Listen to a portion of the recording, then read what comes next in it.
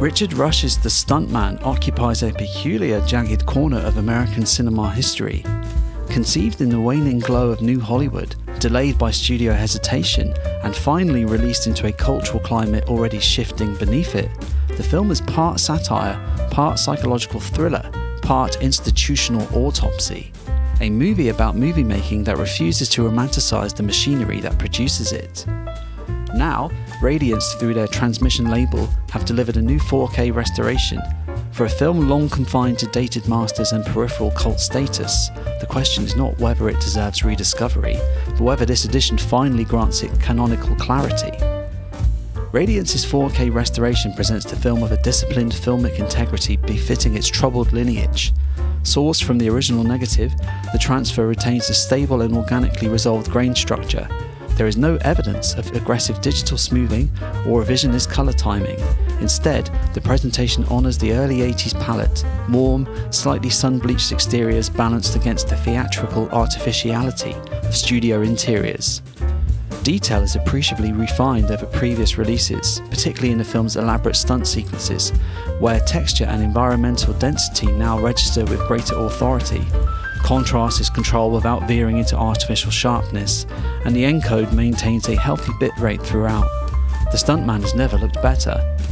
This is not an ostentatious restoration, it is a careful, high-caliber preservation, the kind of double-jump upgrade that stabilises a film's visual legacy without rewriting it.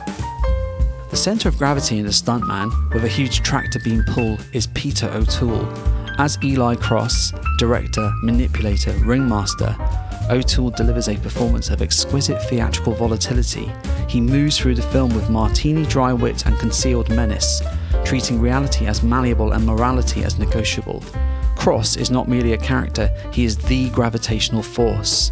Opposite him, Steve Railsback's Cameron is an erratic performance as the fugitive absorbed into Cross's production. Railsback oscillates between paranoia and passivity. Where O'Toole radiates calibrated authority, Railsback often feels intentionally untethered, a chaotic counterweight that does not always harmonise with the film's operatic winking to camera centre. Director Rush orchestrates this imbalance with calculated flair.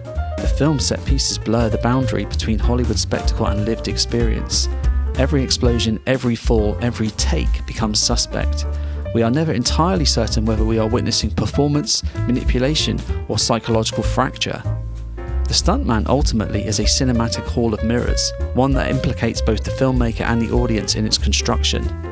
To conclude, The Stunt Man remains a singular and frequently misunderstood entry in early-eighties American auteur cinema, but is still somehow a glorious love letter to the filmmaking machine. Its tonal instability is deliberate, its theatricality unapologetic, its ambitions far larger than its initial reception suggested.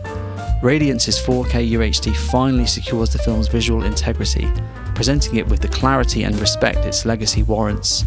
While the central dynamic may divide viewers, the restoration itself leaves little room for complaint. An eccentric masterwork, a definitive digital presentation, a cult monolith finally stabilised. And that's all from us at The Last Disc on Earth, and remember, come the apocalypse, physical media will prevail.